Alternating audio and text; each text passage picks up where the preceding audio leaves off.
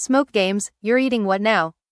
My neighbor, Mrs. Henderson, leaned over the fence, her pruning shears frozen mid-snip.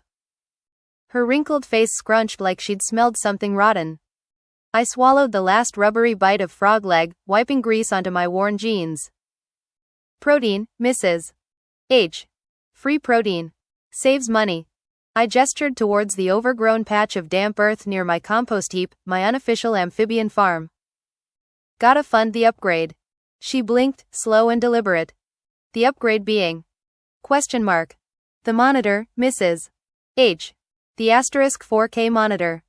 I pointed a bony finger towards my basement window, behind which flickered the faint blue glow of my ancient, pixelated screen. Can't frag noobs properly on this potato. Need clarity. Need pixels. Need immersion. The word felt heavy, almost sacred. The frogs were just a means to an end, a crunchy, slightly muddy currency. Mrs. Henderson sighed, a sound like dry leaves rustling. Immersion. Right. Well, try not to electrocute yourself down there. Or get warts. She turned back to her prize-winning roses, muttering about the decline of civilization starting with backyard frog consumption and basement dwellers. I ignored her. Civilization was fine.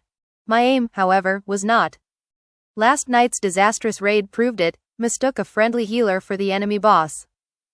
Cost the guild the loot. Cost me my dignity in Discord. The shame still burned. Hence, Operation Frog Fund. My garden wasn't much, a neglected rectangle of weeds, stubborn dandelions, and the perpetually damp corner favored by the local frog population. I'd started small, a few netted specimens, pan-fried with garlic salt pilfered from the communal kitchen upstairs. Crunchy. Not terrible. Then I got systematic. A shallow pit lined with damp burlap became the holding pen. A headlamp for night hunts. My diet shifted. Less instant ramen, more Rana Temporaria asterisk. My savings app, previously a graveyard of abandoned fitness subscriptions, finally showed a creeping upward trend. Slow, but real. Each frog leg was another pixel towards salvation. The real challenge was volume. My garden's frog population wasn't infinite. I needed more. Wider hunting grounds. That's how I found myself, one damp Tuesday evening, knee-deep in the reeds of Miller's Pond on the edge of town, headlamp cutting a wobbly beam through the twilight mist. It was technically public land. Mostly. Probably. I heard the squelch of boots behind me before I saw the flashlight beam. Evening, a voice rumbled, flat and official. Officer Danvers. His flashlight played over my net, my bucket, containing 3 panicking frogs, and my guilty face. Catching dinner? A biodiversity survey? I offered weakly, mentally calculating the potential fine for poaching versus the cost of 3 frogs. That was, like, 0.003% of the monitor right there. Danvers raised an eyebrow. He knew me. Knew my basement. Knew my dubious life choices. Biodiversity, he repeated, deadpan. Right. Smoke games, is it? Thought you were more into digital ecosystems. He shone the light into my bucket. The frogs blinked. These guys protected? I don't think so. My knowledge of amphibian law was, admittedly, sketchy. Just common pond frogs? He sighed, a deeper, more weary version of Mrs. Henderson. Look. Miller's Pond. Town property. No fishing, no hunting without permit. Definitely no foraging. He eyed my net with distaste. Consider this a warning. Dump 'em back. And maybe, find a less amphibious way to save for your toys? Defeated, I tipped the bucket. The frogs plopped gratefully back into the murk. My 0.003% monitor evaporated. Danvers watched me trudge back towards the road, his flashlight beam a judgmental spotlight on my retreat. Plan A was officially dead in the water. Or rather, back in the water. Back in my dim basement, the glow of the old monitor felt like a taunt. The pixels seemed blurrier, the colors washed out. My defeat in the raid replaying in my head felt sharper, more humiliating. Frog farming was out. Poaching was out. My savings app mocked me with its pathetic sum. I needed a new angle. Something legal. Something scalable. Scrolling through job boards felt like self-flagellation. Barista? My social skills peaked at trash-talking 12-year-olds in voice chat. Data entry? My typing speed was legendary, but my attention span, squirrel. Then I saw it. Buried beneath listings for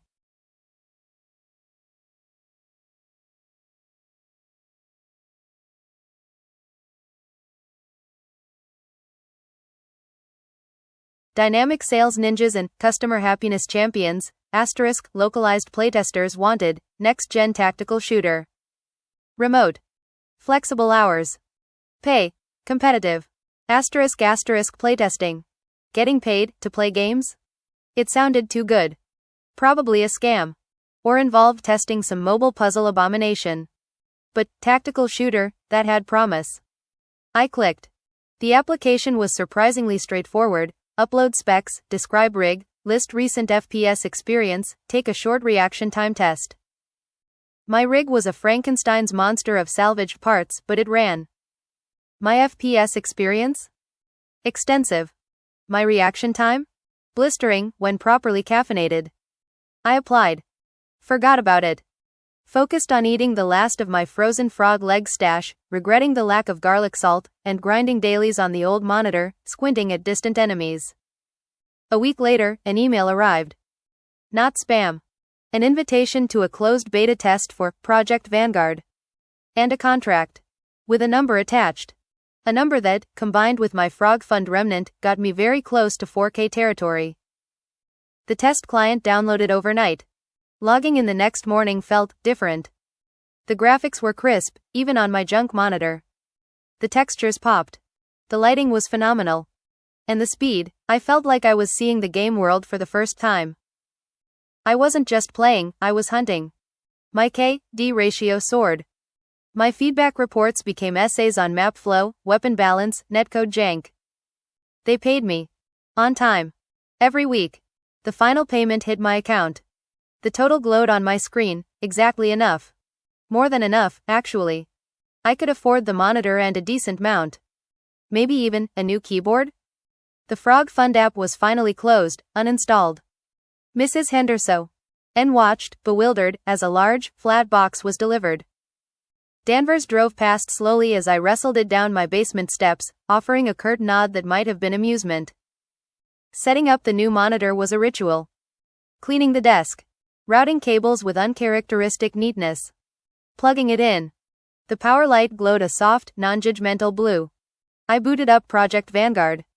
The login screen filled the vast, pristine expanse of 4K resolution. It wasn't just clarity. It was depth. I could see the individual scratches on a gunmetal texture, the distant shimmer of heat haze on a desert map, the subtle shift in an enemy player's stance milliseconds before they fired. I loaded into a raid. My guildmates were already bickering in Discord. Smoke, you lagging? You're just standing there. I wasn't lagging. I was seeing. The enemy healer wasn't a blurry shape behind particle effects. She was distinct, her movements telegraphed, her position clear. I didn't shoot. I flanked. I moved with a precision I didn't know I possessed, using the terrain rendered in impossible detail. I reached the objective point unseen, planting the device while my team drew fire. Smoke planted. How the hell? The raid leader sounded stunned. I didn't answer. On the glorious, expansive canvas of my new monitor, a tiny health bar appeared near a crumbling archway. The enemy boss, thinking he was hidden in the visual noise my old monitor would have rendered as a blur. Now, he was crystal clear. I lined up the shot. Not a guess. Not a hope. A certainty. The crack of the sniper rifle echoed in my headphones. The kill notification flashed. The boss crumpled. The raid chat exploded. My guildmates roared. The loot rained down. I leaned back. The crisp image before me, the vibrant colors, the sheer space of it, it was better than I'd imagined. No 1,000 stars. Just perfect, earned clarity. I took a swig of energy drink. No trace of frog. Just victory and pixels. So many beautiful pixels.